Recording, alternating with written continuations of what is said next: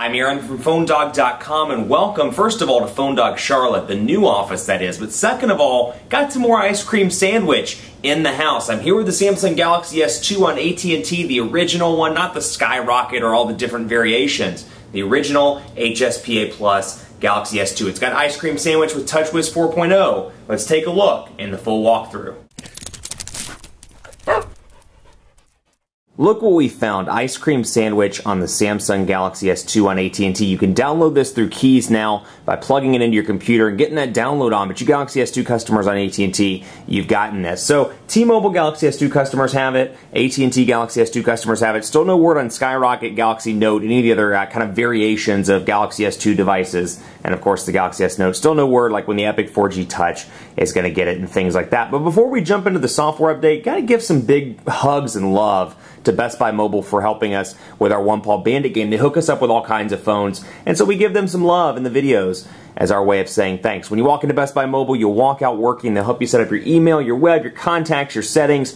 They'll help you get everything set up, and if you're buying this device, they'll walk you through keys and how to upgrade it to ice cream sandwich, so when you walk out the door, you're good to go. Now, out of the gate, you're going to see the AT&T stuff here. Smart Wi-Fi is a new one, but you'll see Navigator, Family Map, Code Scanner, all of those things. Live TV, you'll see Keys Air over here as well. The typical Samsung stuff. Social Hub, but you're going to see immediately the ice cream sandwich influences here. You're going to see the font differences. You're going to see the search bar differences. You're going to see little things like this when you press and hold, and you see the Task Manager. And you can either go into Task Manager or you can individually kill applications by doing it the typical ice cream sandwich way. So you can see bam, bam, that kind of stuff, and remove it. Now, interestingly enough, I've noticed that with running ice cream sandwich, I don't want to call it a lag because that's not it, but I've noticed that it's taking some time to get used to the way the gestures work. You know, I carried the Galaxy S2 when it came out last year for a period of time, then I carried the AT&T one for a brief period of time. Very similar with the exception of the capacitive buttons. And while I'm on it, just to show you the lock screen here, you can see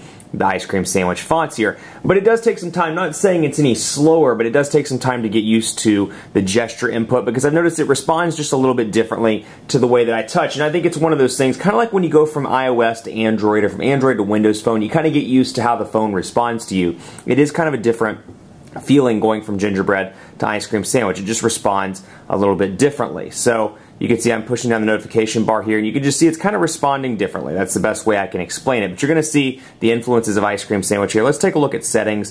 Wi-Fi, Bluetooth, data usage. You got all your call, sound, and display settings. One of my favorite things about the new version of Android 4.0, or one of the things about the new version that's coming on Galaxy S2 and some of these other devices, I love the fact that Samsung is including a battery percentage option. Unfortunately, it's not here. So you can see on the Galaxy S2, I've scoured far and wide and can't find the battery percentage meter. So you can see on other devices, like the Galaxy S3, for example, you can see that over here, it's 66%. So you don't see that over here. No option to do that, unfortunately. It's a nice indicator to have without rooting or hacking the device. Otherwise, typical stuff here, clock, I can show the weather on the home screen, I can show screen timeout, font style, all that typical stuff that I'm familiar with. But then you get some other goodies as well. We'll go into security here so you can see screen lock, you've got your face unlock option, and it's there. And then over through here, again, typical font setup. We'll go into messaging so you can take a look. You're going to immediately notice it's been replaced. That stock gingerbread keyboard's been replaced with a stock ice cream sandwich keyboard. You have to come up here, though, to access your input. You've got the Samsung keypad, you have swipe, and then, of course, you have Google Voice typing as well. But for those of you that like the stock Android keyboard, you're in luck because it does still have the ice cream sandwich keyboard. I happen to be a fan of this, and we'll do a quick test here. The Quick Brown Fox.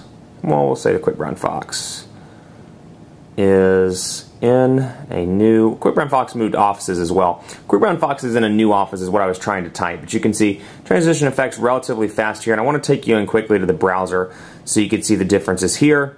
And you can see this kind of new browser bar up here with this new option. It's kind of gray. And then I have the option to add new windows. And this is kind of similar to previous versions, but where you're going to see the difference here, again, is the actual bar up top with the gray background and things like that. Another option here, we can go in and we can type something, let's say, and of course I'm offline right now, which is why it's not giving me the option to do voice commands. But if I were online, I could do the typical voice stuff that you can do with ice cream sandwich. So it's a nice touch. And you're going to see some changes up here. Take a look at the battery indicator and then take a look. I'll wait for it to focus in here. And slowly but surely it's going to come into view, and you can see the new signal strength indicator and the new battery life meter. Otherwise, Pretty similar here. You do get, I'll show you the widgets just so you can see what you get out of the gate here. Typical stuff, and a typical format, I should say, is TouchWiz 4.0, but we can come over here and say Gmail, for example. Let's have a Gmail widget.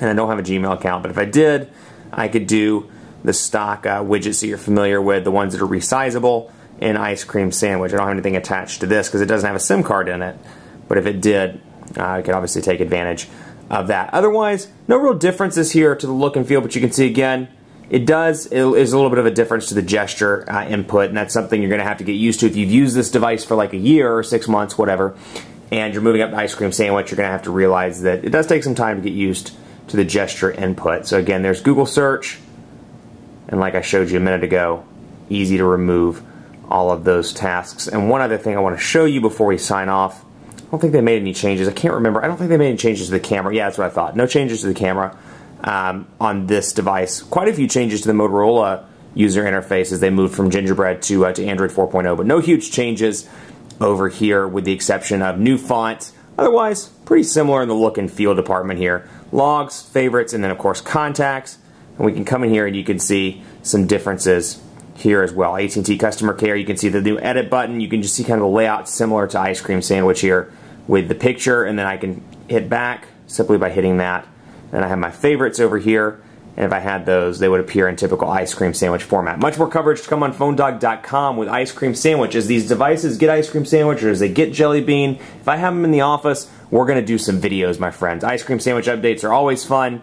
They never get old, at least for me. I hope they don't get old for you. We'll be sure to do more in the future. In the meantime, be sure to like us on Facebook, facebook.com/PhoneDog. Hit us up. Let us know what you want to see in your device. You want to see ice cream sandwich, you want to see Jelly Bean, let us know, and hit me up on Twitter as well. Let me know if you like this update or if you hate it. PhoneDog_Aaron on Twitter, Facebook, facebook.com/PhoneDogAB. Thanks for watching. More to come on the ice cream sandwich rollout of 2012 on PhoneDog.com.